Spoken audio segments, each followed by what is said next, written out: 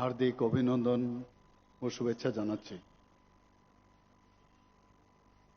আমার পূর্ববর্তী বক্তা অলরেডি বলেছেন বিস্তরভাবে যে আমরা কেন এখানে এসেছি। আজ থেকে প্রায় 1 থেকে 2 মাস আগের থেকেই আমার কাছে এই রমেশ উচ্চতর মাধ্যমিক স্কুলের যারা শিক্ষকরা আছেন আমার সাথে নিয়মিত দেখা করেছেন 2-3 বার। তো এই যে আজকের এই যে প্লাটিনাম জয়ন্তী উদযাপন হবে সেই উপলক্ষে ওনারা আমার কাছে আবেদন রেখেছিলেন যাতে আমাদের লোকসভার যিনি স্পিকার মহোদয় আছেন শ্রী ওম বিরলাজি উনি যদি আসেন, কারণ 75 বছর তো এমনিতে না, একটা গুরুত্ব আছে। ওনাকে যাতে আমি আপনাদের হয়ে ইনভাইট করি, আমি সেই অনুযায়ী ওনাকে আমি চিঠিও দিয়েছিলাম। উনি পরবর্তী সময়ে আমাকে চিঠি দিয়ে উত্তর জানালেন যে ওনার একটা বিশেষ ওই সময়ে কাজ আছে, তাই আসতে পারবেন না। পরবর্তী সময়ে আবার এই বিদ্যালয়ের যারা শিক্ষকগণ আছেন আমার সাথে দেখা করলেন, বললেন যে ইউনিয়ন এডুকেশন মিনিস্টার যদি ধর্মেন্দ্র প্রধানজিকে আনা যায় তাহলে আরো ভালো হয়। আমি ওনাকে চিঠি দিয়েছি। তো সব মানুষ সবসময় অনেক সময় দিতে পারেন না, কিন্তু ওনার থেকে এখন পর্যন্ত কোনো আমি উত্তর পাইনি। যাই হোক, আমার তরফ থেকে আমি চেষ্টা করেছি। এখন আমি নিজে চলে এসেছি আপনাদের এখানে। আপনারা বলেছেন আমার তো আসতেই হবে, আমার তো তাল বাহানা করলে চলবে না, আমার তো আসতেই হবে। এখানে আজকে রমেশ ইংরেজি মাধ্যমের যে উচ্চতর মাধ্যমিক স্কুলের যে 75 বছর যে প্লাটিনাম জয়ন্তী উদযাপন, সেই উপলক্ষে আজকে আমাদের মাঝে মঞ্চে উপস্থিত আছেন যিনি একটু আগে ওনার মূল্যবান বক্তব্য আমাদের সামনে রেখেছেন এবং বিস্তৃত আলোচনা উনি রেখেছেন, সবার প্রিয় এবং এই এলাকারই আপনাদের মধ্যে আমি বলবো যে একজন বিশিষ্ট ব্যক্তি, নয়নের মণি, আমাদের ত্রিপুরা সরকারের মাননীয় মন্ত্রী শ্রী প্রণজিৎ সিংহ রায়, ফিনান্স এবং অন্যান্য দপ্তরের।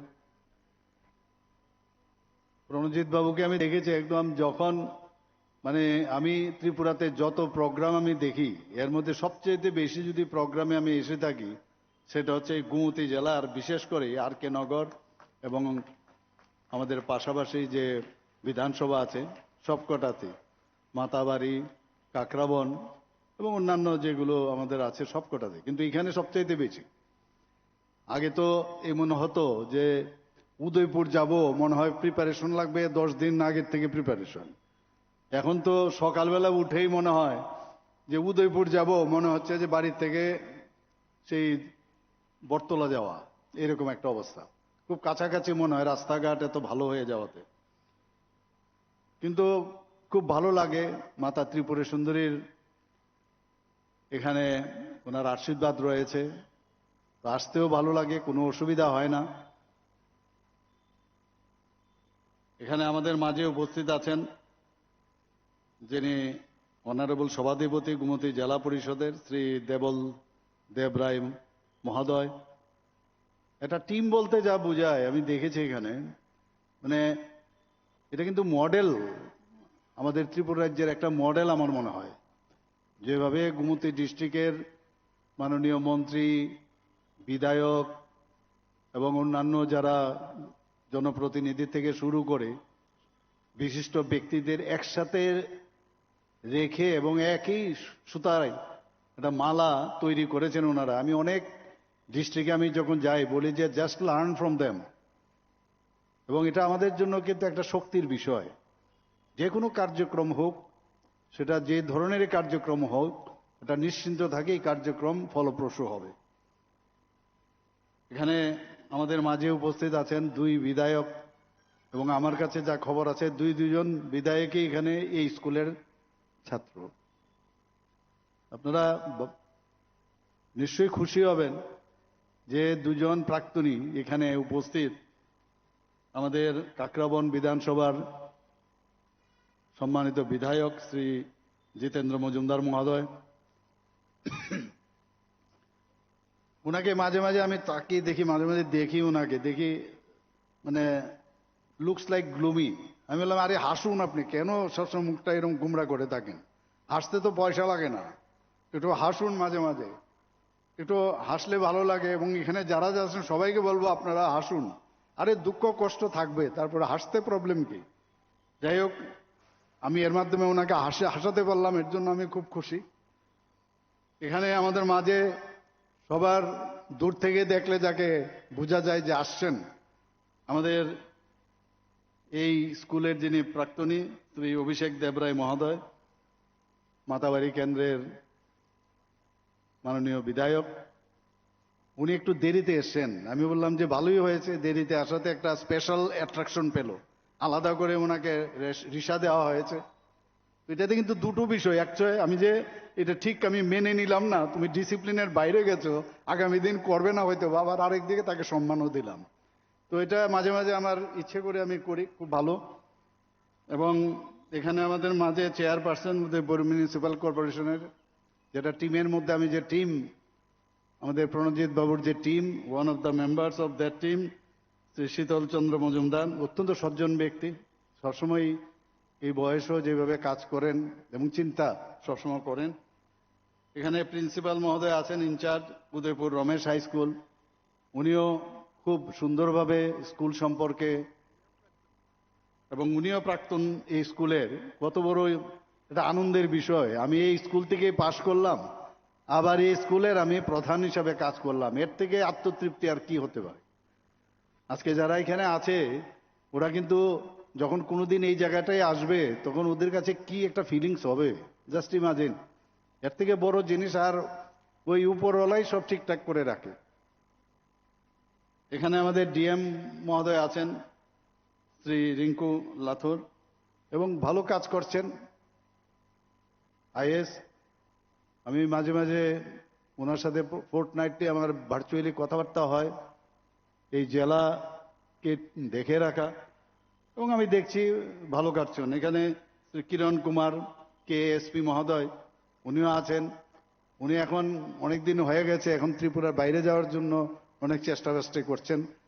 এবং যাই হোক, এগুলো তো এসপি এবং আইএসদের যেতেই হয় বাইরে, তো এনওসির জন্য বলেছেন, আমি এনওসি দিয়ে দিয়েছি, এখনো আসেনি ডাক, হয়তোবা যে কোনো সময় চলে যেতে পারেন। He is also very good officer. এখানে সবচেয়ে যারা, অনেককে আমি চিনি, অনেককে চেহারা চিনি, ব্যক্তিগতভাবে জানি, অনেকে বয়স্ক আছেন এখানে, প্রাক্তনী যারা আছেন, অ্যালুমিনি যারা আছেন, এবং শিক্ষক শিক্ষিকাগণ স্কুলের, এবং বিশেষ করে যারা এই স্কুলের যারা ছাত্রছাত্রীরা আছেন এবং অভিভাবকগণ যারা এখানে উপস্থিত, এবং বিভিন্ন স্তরের যে ইলেকটেড রিপ্রেজেন্টেটিভ, অন্যান্য এই এলাকার এবং বাইরের থেকেও যারা গুণীজনেরা এসছেন, গেস্টরা এসছেন, এবং মিডিয়া বন্ধুরা, সবাইকে আমি বিশেষ করে 2026-এর আজকে জানুয়ারির দ্বিতীয় দিন, গতকাল থেকে শুরু হয়েছে, সবাইকে আমি একটাই কথাই বলবো যে হ্যাপি নিউ ইয়ার। এবং নতুন ত্রিপুরা আমরা আগামী দিন করতে যাচ্ছি, এবং আমরা সমস্ত ত্রিপুরার যে জাতি জনজাতি, মণিপুরি এবং মাইনরিটি, এই সবাইকে নিয়ে যে থানসা, এই থানসা নিয়ে আমরা আগামী দিন ত্রিপুরাকে প্রতিষ্ঠিত করতে চাই। এবং এর যে কাণ্ডারি, ওই যারা আজকে ছোট ছোট ছেলে মেয়েরা বসে আছে, তারাই কিন্তু আগামী দিনের কাণ্ডারি। আমরা তো জাস্ট এখন গাড়ি আমরা চালাচ্ছি। মাননীয় প্রধানমন্ত্রীজি এই ডাবল ইঞ্জিনের সরকার যে বলে, এত স্পিডে গাড়ি চলছে এখন যে আমরা পিছনে আছি। আর কিছু লোক আছে এখনো দিচ্ছে না, খাচ্ছে না। ওই ইংরেজিতে একটা কথা আছে, আমরা মনে আছে যে আই ব্যাক টু স্টেট, একটা আমরা লিখতাম আই ব্যাক টু স্টেট, মানে ইংরেজি লিখতে গেলে আই ব্যাক টু স্টেটই হবে। তো আমার এক দাদা বলছিলেন, আরে আই ব্যাক টু স্টেট বাদেও আরো অনেকভাবে ইংরেজি লেখা যায়, মানে কোনো জায়গায় কাউকে কিছু চিঠি লিখতে গেলে। তো এখন দেখছি আমাদের যারা বিরোধীরা আছে, ওই জল নাই, রাস্তা নাই, একটা মুখস্থ করা, মেহনতি মানুষ এইসবই করতে থাকে। আরে তার বাইরেও আপনারা আসুন না, এগুলো আমি দেখি প্রায়। I back to state that due to this reason I could not attend the school. তো এইগুলো তো এখন চলে না, এগুলো সেই বস্তা পচা যে কথাগুলো সারা জীবন ওরা বলে এসছে, আগামী দিনেও বলবে। যাই হোক, আজকের এই দিনে আমার মনে হয় যে এই কথাগুলো না বললে ভালোই। একটা জিনিস, আজকের দিনটা কিন্তু খুব ইম্পর্ট্যান্ট আমাদের জন্য। এই কারণে আজকের দিনেই কিন্তু আমাদের এই স্কুল কিভাবে হলো, কাদের অবদান, কাদের কারণে এই স্কুলটা আজকে এই জায়গায় এলো। আমার কাছে যা খবর আছে, আমি যা পড়ছিলাম, এই স্কুলকে ধ্বংস করার জন্য দুর্বৃত্তরা আগুনও লাগিয়ে দিয়েছিল। আমরা জানি কিছু মানুষ এই ধরনের লিপ্ত হতো, বিশেষ করে 70 দশকে তো আমরা নিজেরা দেখেছি। এবং এই স্কুলকে পরবর্তী সময়ে কিছু কিছু ব্যক্তি তাদের সাহায্যার্থে, সাধারণ মানুষের সাহায্যার্থে আবার নতুন করে সেটা দাঁড়িয়েছিল। এবং আজকের দিনে এই ফাউন্ডেশন ডে আমি বলবো যে আজকে 2nd জানুয়ারি, এই 2nd জানুয়ারিতে আজকে যাদের আশীর্বাদে এই স্কুলটা প্রতিষ্ঠিত হয়েছে, যতগুলো বনিদি স্কুল আছে ত্রিপুরাতে, তার মধ্যে ওয়ান অফ দ্য বেস্ট বনিদি স্কুল অফ ত্রিপুরা। তো সেই স্কুলের মান মর্যাদা, তার ইতিহাস আমরা যদি সবাই মিলে আমরা একবার এই দিনে মনে করা উচিত, প্রতিদিনই মনে রাখা উচিত এবং তাদেরকে শ্রদ্ধা নিবেদন করা উচিত। বিশেষ করে যার হাত ধরে আজকে এই স্কুল প্রতিষ্ঠিত হয়েছিল। আপনারা সবাই জানেন, আমরা এখানে আসার সময় ওনাকে আমরা মাল্যদান করেছি, ওনার প্রতি শ্রদ্ধা নিবেদন করেছি। এই যিনি ধীরেন্দ্র, ওনার যে এখানে রমেশ বাবুর হাত ধরে স্কুল প্রতিষ্ঠিত হয়েছিল এবং 1951 সালের 2nd জানুয়ারি, এবং পরবর্তী সময়ে যে ওনার যে পুত্র, উনিও শিক্ষাবিদ, যে ধীরেন্দ্রচন্দ্র দত্ত, তাদের কারণে কিন্তু আজকে স্কুলটা প্রতিষ্ঠিত হয়েছে। এবং দুজনকে আমি শ্রদ্ধা জানিয়ে আমি 2-4টি কথা আপনাদের কাছে বলতে চাই। আমরা দেখুন, এই আমি কালকেও একটা জায়গায় আমি গেছি, সেখানেও আমি বলেছি, আমরা এক এক সময় বলি যে ম্যান ইজ নট ইম্পর্টেন্ট, কিন্তু আমার কাছে যা মনে হলো যে লিডার ইজ ভেরি ইম্পর্টেন্ট। একা কারোর পক্ষে সম্ভব হবে না, কিন্তু লিডারশিপের মতো লিডার যদি থাকে তাহলে সেটা সম্ভব হয়। এবং সেটা আমাদের রমেশচন্দ্র দত্ত দেখিয়েছেন এবং ওনার সুযোগ্য পুত্র ধীরেন্দ্রচন্দ্র দত্ত সেটা দেখিয়েছেন। এবং এর জন্য যে পরিশ্রম, অক্লান্ত পরিশ্রম করেছেন, এমনিতে কিন্তু স্কুলটা হয়নি। প্রথম তো এটা নিজেরাই করেছে, অনেক আন্দোলন হয়েছে, পরবর্তী সময়ে সরকার হাত বাড়িয়েছে, তাদের ইনফ্রাস্ট্রাকচার লজিস্টিক সাপোর্ট দিয়েছে। দেওয়ার পরেও আজকে আমাদের এখানে, আমরা যখন এখন পর্যন্ত ত্রিপুরাতে গভর্নমেন্ট এইডেড স্কুল প্রায় 42 আছে, এটাও একটা গভর্নমেন্ট এইডেড স্কুল।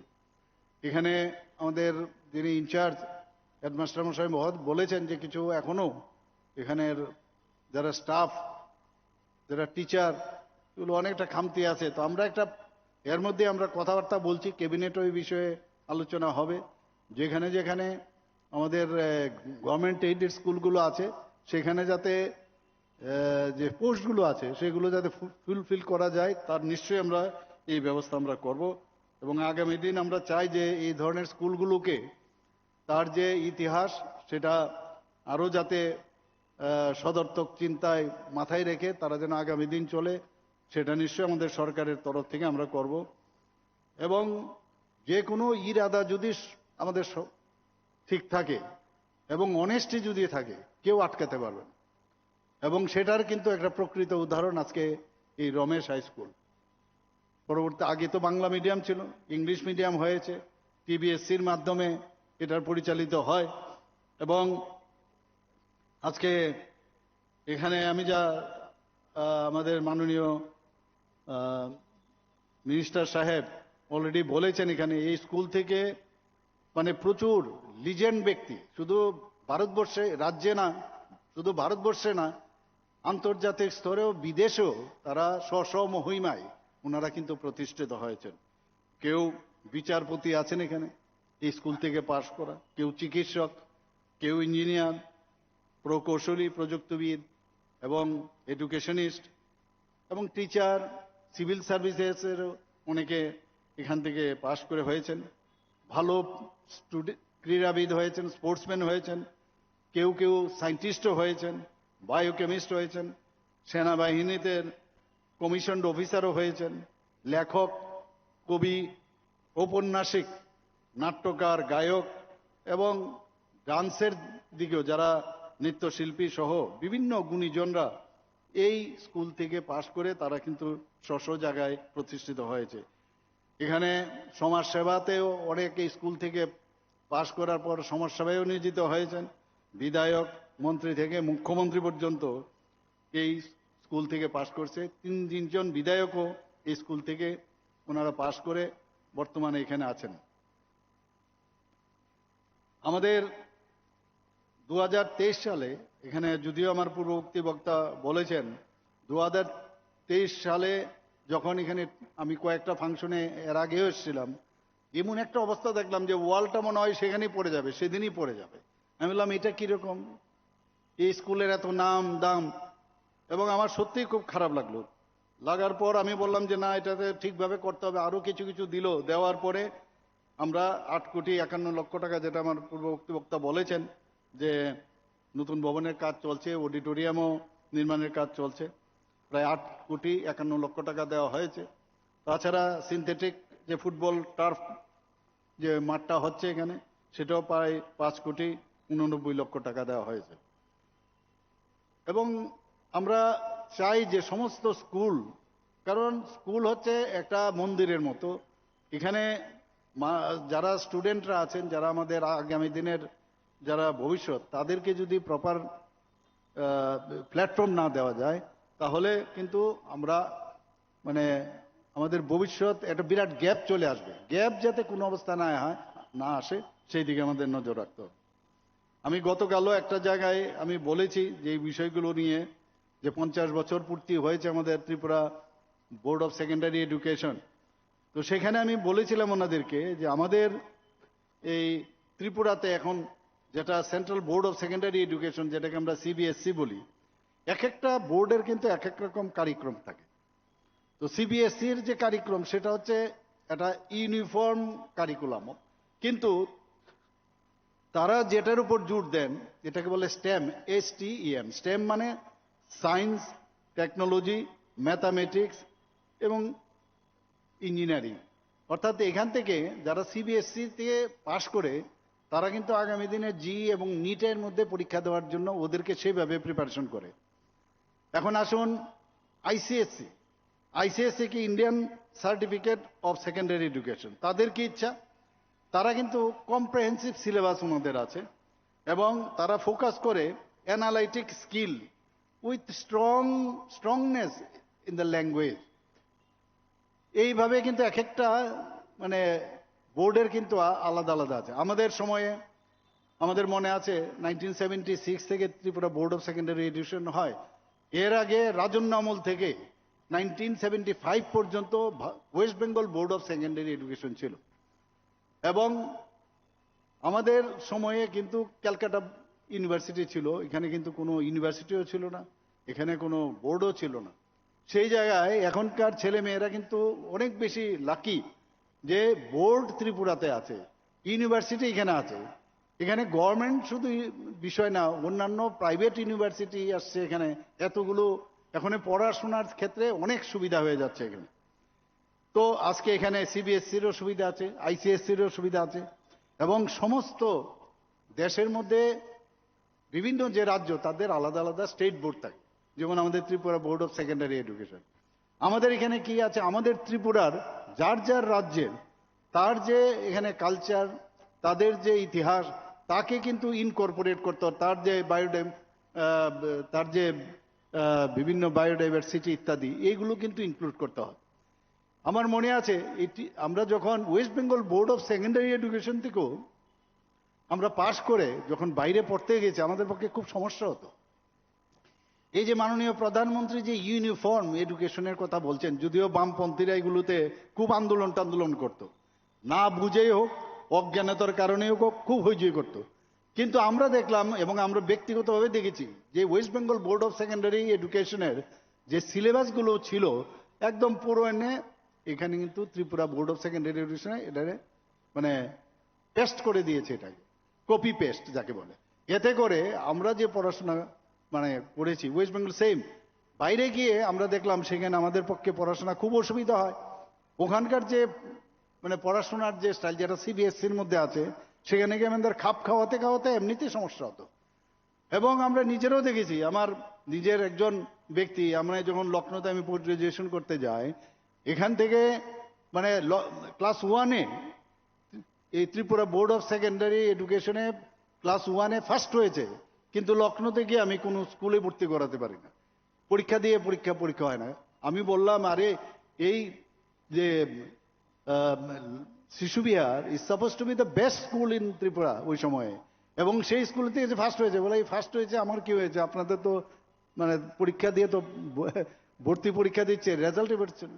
এখন এত ওই স্টুডেন্টের দোষ নেই, এই যে কারিকুলাম, এই কারিকুলামে এই যে অসুবিধা আমাদের হতো। তো টিবিএসসিও এখন আস্তে আস্তে কিন্তু সিবিএসসির ধাঁচে এখন আসে। এই যে ইউনিফর্ম করা, এতে কিন্তু অনেক সুবিধা।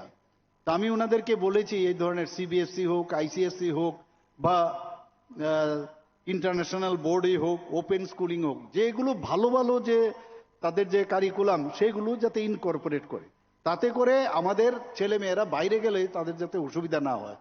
এখানে ইন্টারন্যাশনাল বোর্ডও একটা আছে, সেই ইন্টারন্যাশনাল বোর্ডে কি বিদেশে পড়ার জন্য সেগুলো করা হয়। এবং আমাদের ওপেন স্কুলিং এর একটা সুবিধা হচ্ছে, যারা অনেকে আছে এখানেও আমাদের অলরেডি ওপেন ইউনিভার্সিটি হয়েছে, ওপেন বোর্ডের স্কুল করার জন্য ওরা আসছে অনেকে। তো এই যে মাল্টি ডাইমেনশনাল যে বোর্ডগুলো এসছে, মানুষের কথা ভেবেই কিন্তু করছে। এখন একটা ইউনিফর্ম মাননীয় প্রধানমন্ত্রীজি যে কারণে যে ন্যাশনাল এডুকেশন পলিসি কিন্তু এই কারণেই উনি করেছেন, যে একটা মানে ন্যাশনাল এডুকেশন পলিসি করলে কিভাবে আমাদের পড়াশোনা আমাদের ছেলে মেয়েদের করতে হবে সেই বিষয়ে উনি কিন্তু রেখেছেন। এবং এই যে মাননীয় প্রধানমন্ত্রীজি জাতীয় শিক্ষানীতি 2020-তে সেটা করলেন, এটা মানে এমনভাবে সুপরিকল্পিত একটা রোড ম্যাপ উনি যেভাবে উন্মোচন করেছেন, আগামী এটা এখন কিন্তু এফেক্ট আমরা পাবো না, আগামী দিনের যারা ছেলে মেয়েরা আছেন তাদের থেকে কিন্তু আমরা সেটা পাবো। এবং এতে করে আমাদের যে প্রাচীন যে আমাদের ঐতিহ্য, গুরুকুলের যে ঐতিহ্য এবং জ্ঞান চর্চার যে উত্তরাধিকার এবং আধুনিক যে বিজ্ঞান, তার সাথে চিন্তা করে কিন্তু এই ন্যাশনাল এডুকেশন পলিসি করা হয়েছে। আমরা জানি যে আমাদের ছেলে মেয়েরা এখন বাইরে গেলে আমরা কিন্তু খুব খুশি হই যে আমার ছেলে বিদেশে পড়ে, আমার মেয়ে বিদেশে থাকে। কিন্তু একটা সময় আপনারা সবাই জানেন যে বাইরের থেকে ভারতবর্ষে পড়তে আসতো। আজকে যদি আমরা মানে নালন্দা বিশ্ববিদ্যালয়ের কথা কই, আমরা যদি তক্ষশিলার কথা বলি, আমরা যদি বিক্রমশিলার কথা বলি, আমরা যদি বল্লভীর কথা বলি, যদি আমরা উদন্তপুরীর কথা বলি, সারদা পীঠের কথা বলি, এরকম প্রচুর ইউনিভার্সিটি ভারতবর্ষে ছিল, বিদেশ থেকে এখানে পড়তে আসতো। এইগুলো কিন্তু হারিয়ে গিয়েছিল, কারণ মোগলরা এসে রাজত্ব করেছে, তারপর ইংরেজরা রাজত্ব করেছে 200 বছরের উপর। এতে করে আমাদের যে মানে এই যে আমাদের শিক্ষা ক্ষেত্রে বিরাট লস, শিক্ষা এবং মানে চিকিৎসা ক্ষেত্রে আমাদের এখানে যেভাবে নষ্ট করেছে, আমাদের সেইগুলো কিন্তু আমরা আমাদের ছেলে মেয়েরা বা আমরা কিন্তু সেই সুযোগটা পাইনি। আমাদের এই এডুকেশন পলিসি মাননীয় প্রধানমন্ত্রী যে মেইন, আমি বেশি বেশি বলবো না, কয়েকটা পয়েন্ট আমার মনে হয় আজকের দিনে এগুলো আলোচনা খুব দরকার। আমরা ঠিক আছে আজকে উদযাপন তো করবো, কিন্তু এই বিষয়গুলো আমরা জানার দরকার যে যে uniqueness of new education policy সেটা কি বলছেন। Comprehensive approach connected with a particular subject, অর্থাৎ এটা ইনক্লুডিং এভরিথিং, সবকিছু এর মধ্যে থাকবে, কোনোটা যেন বাদ না যায়, এর জন্য এই কম্প্রেহেন্সিভ অ্যাপ্রোচ থাকবে to make India a global knowledge and super power in the world.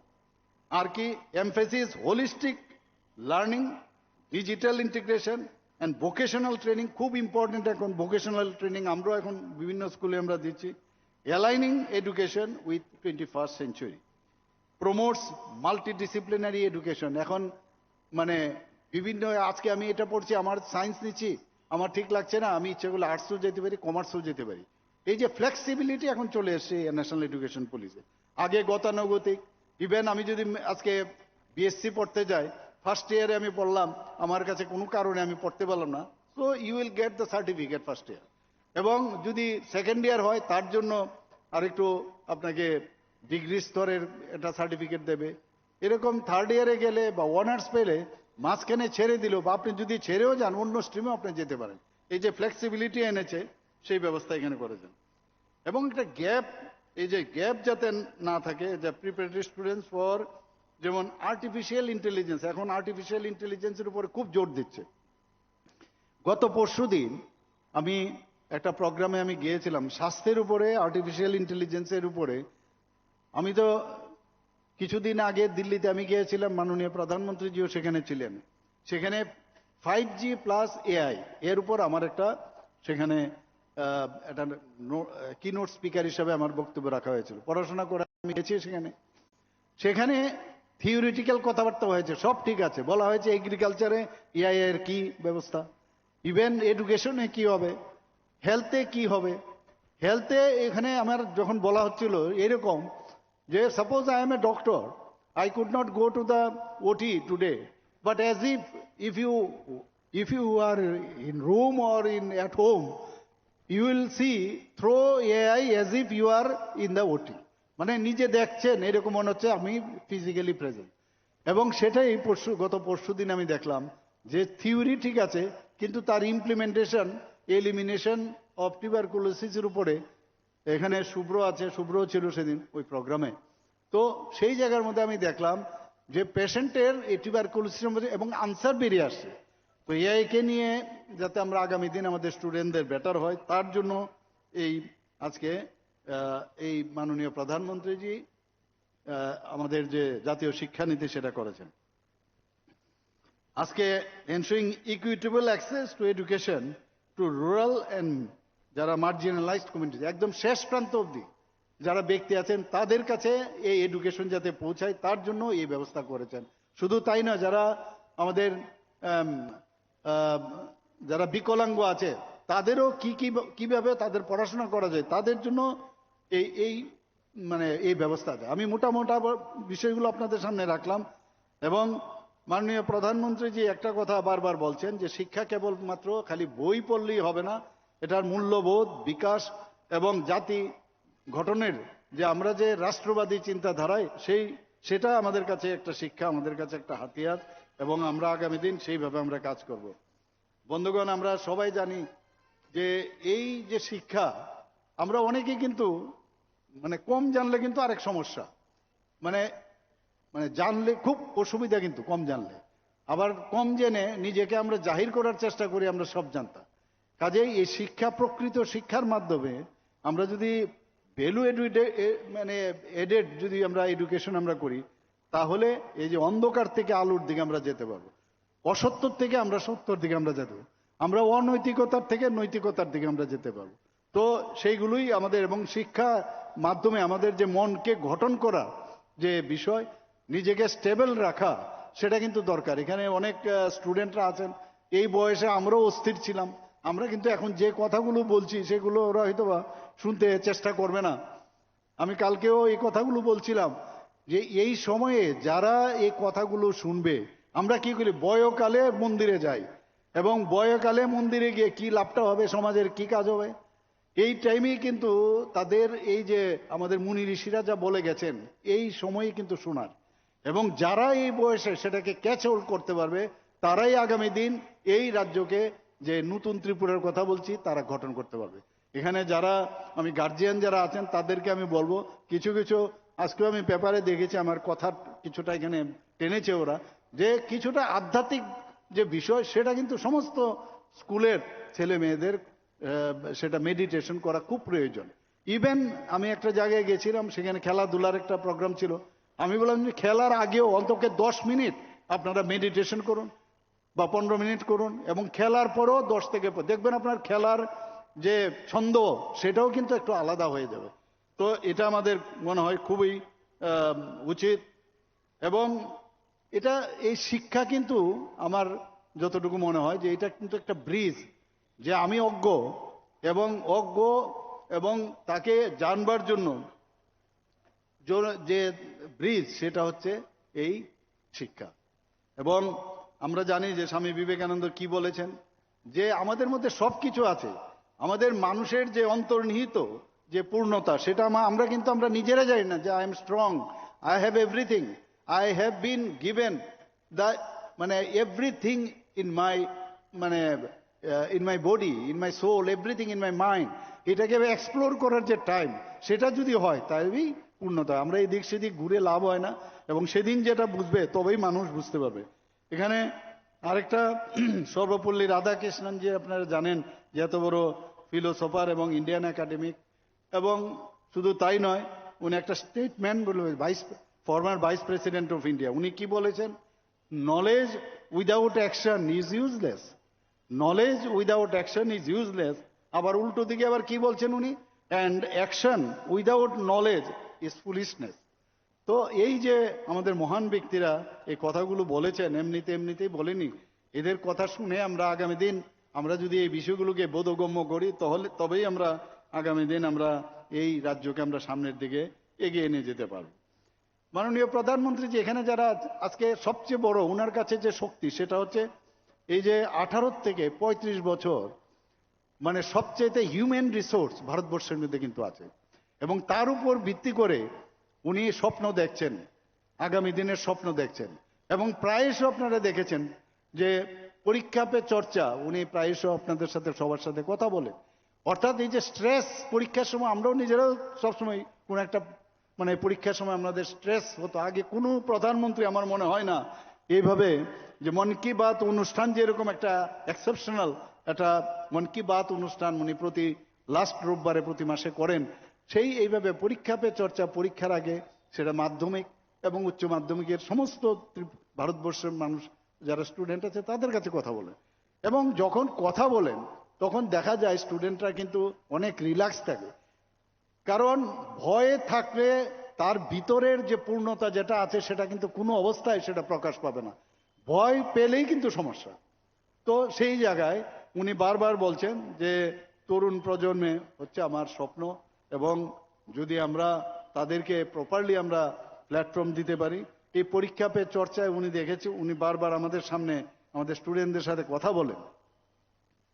আজকে আমাদের এখানে আমাদের ত্রিপুরা সরকার কিছু জিনিস আমরা নতুন কিছু আমরা প্রোগ্রাম আমরা নিয়েছি। নিপুণ ত্রিপুরা আমরা ত্রিপুরাতে করেছি। What is Nipun? National initiative for proficiency in reading with understanding and numerics. অর্থাৎ বেসিক যে শিক্ষা, রিডিং পড়া, লেখা এবং মৌলিক স্তরে যে অঙ্ক শেখা, আমরা নিজেরাও যদি আমরা দেখি, একটা ভয় ভীতি কিন্তু একদম প্রথম থেকেই থাকে। অঙ্কের নাম শুনলে অনেকে বলে বাপরে সারলো। তো এই যে প্রথম থেকে যদি ফাউন্ডেশন স্ট্রং হয়, এর জন্য আমরা Nipun short form national initiative for proficiency in reading and understanding and numeracy, সেটা আমরা 2022 সালের আমরা 18ই নভেম্বর আমরা সেটা শুরু করি। এবং বয়সটা কত? 3 থেকে 7 বছরের। এবং সেকেন্ডে যারা পড়ে মানে দ্বিতীয় শ্রেণীতে, তাদের জন্য আমরা এই নিপুণ ত্রিপুরা আমরা স্টার্ট করি। বিদ্যা সেতু মডিউল আরেকটা আমরা শুরু করেছি। সেটা কি 7 সপ্তাহের একটা মডিউল কোর্স। যারা প্রথম শ্রেণীর যারা শিক্ষার্থী, এটা বাইরের থেকে আসে, স্কুল কলেজ অন্য বাড়ির থেকে আসে, ডাইরেক্ট কেউ আসে, বা অন্য বাড়ির থেকে আসে, অন্য স্কুল থেকে আসে, তারা কিন্তু হঠাৎ করে ক্লাসের ভিতর ঢুকলে অনেকটা একটা ভয় ভীতির থাকে। তো খেলার ছলে তাকে যে অ্যাক্লামাইটাইজ করা যায়, তার জন্য বিদ্যা সেতু মডিউল আমরা 7 সপ্তাহের একটি আমরা ব্রিজ কোর্স আমরা শুরু করেছি। এবং এই যে আমরা নতুন একটা জিনিস করলাম, এনসিইআরটির ওরা এসে এত প্রশংসা করলেন এবং মানে বলছেন যে এই মডেল সারা ভারতবর্ষে নিয়ে যাওয়া উচিত। আমিও দিল্লিতে যখন এনসিইআরটির মাননীয় যিনি এডুকেশন মিনিস্টার আছেন, ইউনিয়ন মিনিস্টার, ওনার সামনে কথা হচ্ছিল। এতে করে বিভিন্ন, যেমন কারোর আর্থসামাজিক সেই রকম অবস্থা নাই, বিভিন্ন স্তরের আছেন, একে একসাথে নিয়ে এই যে একটা মডিউল তৈরি করে বিদ্যার এবং সেতু, মানে ইওর এডুকেশন প্লাস ব্রিজ করে এই যে করা হলো যে সবাই আমরা এক, সেই ব্যবস্থাটা আমরা কিন্তু করছি। মিশন মুকুল আরেকটা আমরা কোর্স আমরা শুরু করেছি। মিশন মুকুলটা কি?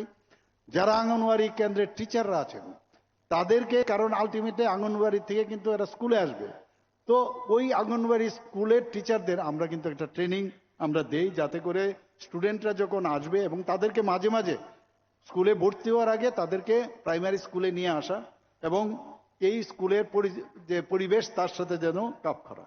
আরেকটা জিনিস আমরা করেছি নিপুণ কর্নার, নিজের হাতে তৈরি করা জাদুই পিঠেরা।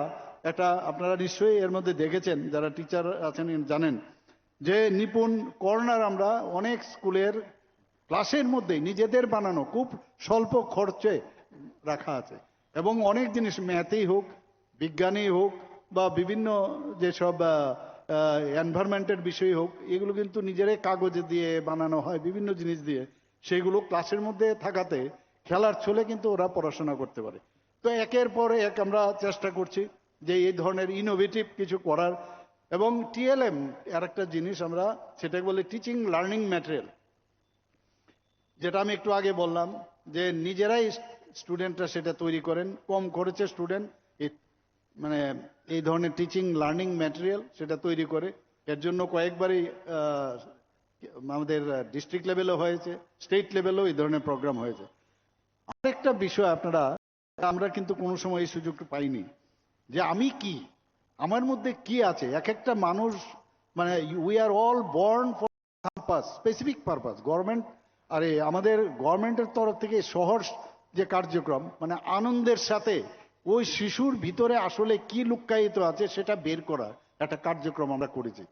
তাকে বিভিন্ন বিষয়ে প্রশ্ন করা, তাকে জিজ্ঞেস করা, তো এতে করে এই যে ক্লাস 1 থেকে ক্লাস 8 পর্যন্ত এটা আমরা ছাত্রছাত্রীদের মধ্যে সহজ একটা কার্যক্রম, আমরা একটা আনন্দদায়ক শিক্ষা ব্যবস্থা আমরা করেছি। বিদ্যাজ্যোতি স্কুল আমরা 125টা বিদ্যাজ্যোতি স্কুল করেছি, আপনারা জানেন। এই Vidyajyoti school English medium school CBSE, সেটা যখন আমরা করি তো অনেকে কিন্তু ফার্স্ট যখন হয় রেজাল্ট বেরোলো এ নিয়ে খুব হইচই। বিরোধীরা তো ঘুম থেকে উঠেই দেখে কোথায় ফল্ট ফাইন্ডিং, এই বিদ্যাজ্যোতি নিয়ে খুব হইচই। এবার দেখলেন এত ভালো রেজাল্ট হয়েছে বিদ্যাজ্যোতির, মানে কোনো জায়গায় 100% রেজাল্ট, কোনো জায়গায় 86%। তো বিদ্যাজ্যোতি উই আর সাকসেসফুল, এবং আমি বলছি না এতে আত্মতুষ্টির অবকাশ আছে, আমরা যাতে আরো ভালোভাবে করা যায় সেই ব্যবস্থা আমরা করছি।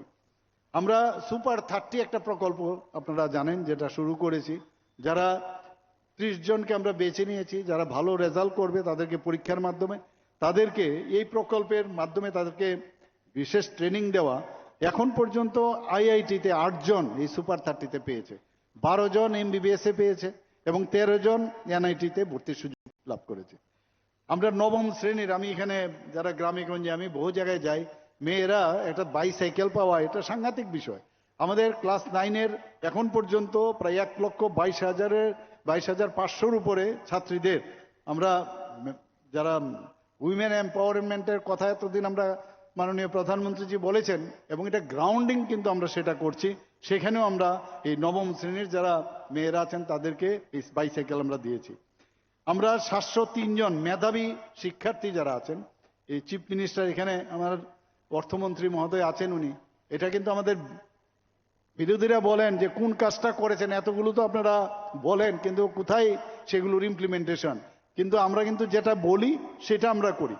Chief ministers annual state award for academic excellence, এই যে প্রকল্প, তার মাধ্যমে আমরা 703 জন মেধাবী শিক্ষার্থীকে আমরা আইপ্যাড এবং ট্যাব এর মধ্যে দেওয়া হয়েছে। আমরা পিএমসি স্কুল আরো আস্তে আস্তে করে আরো স্কুল আমরা পরিবর্তন করি। পিএমসি স্কুল যখন হয় তাহলে তার ইনফ্রাস্ট্রাকচার এবং অনেক সুবিধা কিন্তু পাওয়া যায়, এবং গভর্নমেন্ট অফ ইন্ডিয়ার থেকে সেই সুযোগ পাই। 84 আমরা নর্মাল যে স্কুল আছে আমাদের ত্রিপুরা সরকারের, সেটাকে আমরা 84 স্কুলকে আমরা রূপান্তরিত করেছি। আমরা 12টি বিদ্যালয়কে হাই স্কুল এবং 8টি বিদ্যালয়কে উচ্চ মাধ্যমিকে উত্তীর্ণ করেছি আমরা।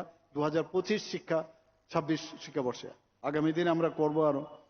আপনারা শুনে খুশি হবেন যে আইসিটি প্রকল্প 1384 বিদ্যালয়টা আমরা আইসিটি প্রকল্প শুরু করেছি। 435টি এই যে বৃত্তিমূলক যে ক্লাস, সেই শিক্ষা সেই ব্যবস্থা করছে। স্মার্ট ক্লাসরুম, আমরা তো স্মার্ট ক্লাসরুম ভাবতেই পারি না। আগে তো ওই চক আর সে ব্ল্যাকবোর্ড, এখন 3 ডাইমেনশনালে আমরা কিন্তু স্মার্ট ক্লাস আমরা দেখতে পারি।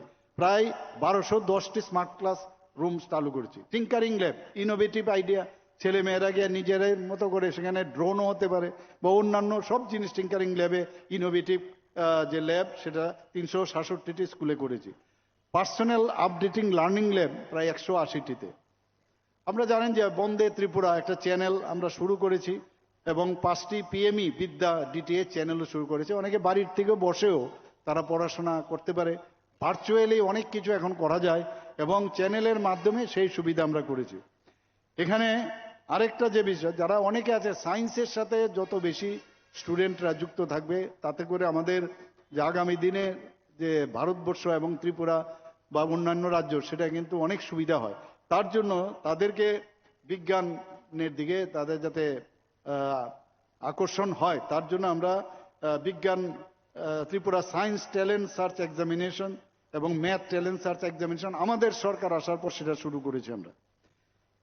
আমরা পিএম জনমন প্রকল্পে যারা জনজাতি ছেলে মেয়েরা আছেন তাদের জন্য 32টি হোস্টেল এবং 15টি হোস্টেল ভর্তি আবার জনজাতি গ্রাম উৎকর্ষ অভিযানে সেটা আমরা অলরেডি সেটা করার আমরা ডিসিশন নিয়েছি। ট্রেসপের মাধ্যমে প্রায় আমরা ওয়ার্ল্ড ব্যাংক থেকে আমরা লোন নিয়েছি। সেখান থেকে ট্রেসপের মাধ্যমে এই ককবরক, চাকমা ও মিজু ভাষায় বই প্রকাশ এবং প্রায় 7,821 জন যারা জনজাতি টিচার আছেন তাদেরকে ট্রেনিং কিন্তু দেওয়া হয়েছে। আপনারা শুনে খুব খুশি হবেন যে মিজোরাম এবং গোয়ার পরে আমরা কিন্তু ত্রিপুরা যেটা 3য় পূর্ণ স্বাক্ষর রাজ্য হিসাবে সেই গৌরব কিন্তু আমরা অর্জন করেছি এবং সেটা কিন্তু আমাদের জন্য অত্যন্ত আনন্দের বিষয়। এবং আমি নিজেও সেখানে ছিলাম। সেখানে 23শে জুন 2025 এটা ঘোষিত হয়েছিল এবং আমাদের যে সাক্ষরতার হার এটা প্রায় 95.6%। এখানে 95% ইউনেস্কো যে তাদের যে গাইডলাইন, এখানে কিন্তু খালি সাইন করলেই হবে না, এখন কিন্তু অনেক গাইডলাইন্স আছে। তার মধ্যে যদি সেটা হয় তবেই সেটাকে 95% হলে তার 100% ধরা হয় এবং আমরা ত্রিপুরা কিন্তু সেটা পেয়েছি। শুধু তাই নয়, এখানে কিন্তু যারা এই সাক্ষরতার দিক দিয়ে যারা উন্নত মানের তাদেরকে স্কিল ডেভেলপমেন্ট করানো যায় কিনা সেই কথাও কিন্তু আমরা আমাদের নির্দেশ আমরা দিয়েছি। আমরা এর মধ্যে মুখ্যমন্ত্রী কন্যা আত্মনির্ভর যোজনা একটা শুরু করেছিলাম। আমাদের যে মাননীয় হেলথ মিনিস্টার জেপি নাড্ডাজি এসেছিলেন, সেখানে উনি সেটা ঘোষণা দিয়েছিলেন। যারা সিবিএসসি এবং টিবিএসসি এখানে 140 জন যারা মেধাবী ছাত্রীরা আছেন তাদের বিনামূল্যে আমরা স্কুটি প্রদান করেছি বন্ধুগণ। তো এরকম বহু আমরা আমাদের সরকার চাইছে যে প্রি মেট্রিক স্কলারশিপ হোক, আমাদের পোস্ট মেট্রিক স্কলারশিপ হোক, যারা জনজাতি মেয়েরা আছেন ছেলেরা আছেন তাদের জন্য আমরা করছি। এখানে একলব্য মডেল স্কুল, এত সুন্দর একলব্য মডেল রেসিডেন্সিয়াল স্কুল ত্রিপুরাতে অলরেডি আগের সরকার আমাদের 2018 আগে মাত্র 4টা ছিল, সেখানে আমাদের অলরেডি 21টা অনুমোদিত হয়েছে, 12টা চালু হয়ে গেছে, 6টা মার্চের মধ্যে হয়ে যাবে এই বছরে, আর বাকি 2টো যে আছে সেটাও হবে। আমি এবার যখন দিল্লিতে যাই, এটা কিছু ক্রাইটেরিয়া আছে যে মিনিমাম 20,000 যে বিভিন্ন ব্লকে, প্রতিটা ব্লকের মধ্যে যে দিল্লির থেকে যে ডিসিশন হয়েছে এই একলব্য রেসিডেন্সিয়াল মডেল ইএমআরএস শুরু হবে। কিন্তু যে ক্রাইটেরিয়া আছে 20,000 মিনিমাম ট্রাইবেল থাকতে হবে, আবার পপুলেশনের 50% থাকতে হবে। তো এই যে ক্রাইটেরিয়ার উপর ভিত্তি করে আমি দেখলাম আরো একটু যদি রিল্যাক্সেশন দেওয়া যায় 15টা আরো ইএমআরএস করা যাবে, তার জন্য আমি দাবি রেখে এসেছি বন্ধুগণ। এবং আগামী দিনও আমি আশা করি যে আমরা এই স্বাস্থ্যের বিষয়ে আমরা আগামী দিন আরো একের পর এক ইনোভেটিভ আইডিয়া আমরা আনবো এবং আমাদের ছেলে মেয়েদের যাতে প্রপারলি এডুকেশন ত্রিপুরাতে পায় সেই ব্যবস্থা আমরা করব। আগে আমরা পড়াশোনার জন্য যারা 12th ক্লাস পাস করেছে বা 11th ক্লাস পাস করেছে কোথায় কি করবে, কোথায় যাবে, আমার মনে আছে যে একজন গার্জিয়ান আমার কাছে এসেছিলেন, এসে একদম হি ওয়াজ ক্রাইং লিটারালি। কি ব্যাপার বলে আমার ছেলে আজকে আপনাদের ডেন্টাল কলেজে, গভর্নমেন্ট ডেন্টাল কলেজে চান্স পেয়েছে। তো বলে আমার পক্ষে, আমি একজন গরিব, সে নিট দিয়ে পেয়েছে নো ডাউট, কিন্তু আমার পক্ষে বাইরে যদি যেত সে, আমি কিন্তু ওকে পড়াতে পারতাম না। এর জন্য আপনার কাছে আমি এসছি আপনাকে একটা প্রণাম করতে, যে আমার ছেলে আজকে ডাক্তারিতে চান্স পেয়েছে। তো আমাদের এখানে এই সুযোগগুলো এখন এসছে। সেন্ট্রাল ইউনিভার্সিটি আছে আমাদের, আমাদের স্টেট এমবিবি ইউনিভার্সিটি আছে, ন্যাশনাল ল ইউনিভার্সিটি এসছে, এখানে আমাদের এখানে ন্যাশনাল সংস্কৃত ইউনিভার্সিটি এসেছে। 6 থেকে 7টি আপনাদের এখানে ইউনিভার্সিটি এসছে। তো 6-7টি নিউ প্রাইভেট ইউনিভার্সিটি হয়েছে। মেডিকেল সিট আমাদের সময় 12 থেকে 13টা, এখন 350টি সিট হয়েছে। আগামী দিন আরো 100টা সিট হওয়ার জন্য আমরা চেষ্টা করছি। এখানে ডেন্টালের আমরা 63 সিট এসছে, আমাদের সময়ে একটা সিট ছিল। বিএসসি নার্সিং 50টা সিট হয়েছে। আমাদের গভর্নমেন্ট এবং প্রাইভেট মিলে এএনএম জেএনএম পড়ার সুযোগ হয়েছে। এগ্রিকালচার কলেজ হয়েছে, ভেটেনারি কলেজ এখানে আছে, ফিশারি কলেজ হয়েছে, এনআইটি আছে, টিআইটি আছে, ল কলেজ আছে, জেনারেল কলেজ প্রায় 28টার মধ্যে হয়েছে। আবার নতুন নতুন আরো 3টা জেনারেল কলেজ আমরা করতে যাচ্ছি। তো সব মিলিয়ে আমাদের ন্যাশনাল ফরেন্সিক ইউনিভার্সিটি ত্রিপুরাতে আছে। ত্রিপুরাতে মেডিকেল হাব এবং এডুকেশন হাব আমরা আগামী দিন করছি। এবং আজকে আমি এই সুন্দর একটা মহতী অনুষ্ঠানে আমাকে এখানে আসার জন্য আর দীর্ঘক্ষণ আপনারা আমাকে এই বলার সুযোগ দেওয়ার জন্য আপনাদেরকে আমি ধন্যবাদ দেব। এবং রমেশ ইংরেজি মাধ্যম উচ্চতর মাধ্যমিক স্কুলের যারা আজকের এই স্কুলকে এই জায়গায় নিয়ে এসছেন, রমেশবাবুর থেকে আরম্ভ করে ওনার যে পুত্র প্রয়াত ধীরেন্দ্রচন্দ্র দত্তকে, ওনাদেরকে প্রতি আমার শ্রদ্ধা নিবেদন করে এবং উপস্থিত মঞ্চে এবং নিচে যারা আছেন সবাইকে আমি ধন্যবাদ দিয়ে আমি আমার বক্তব্য শেষ করছি। নমস্কার, জয় হিন্দ, ভারত মাতা কি জয়।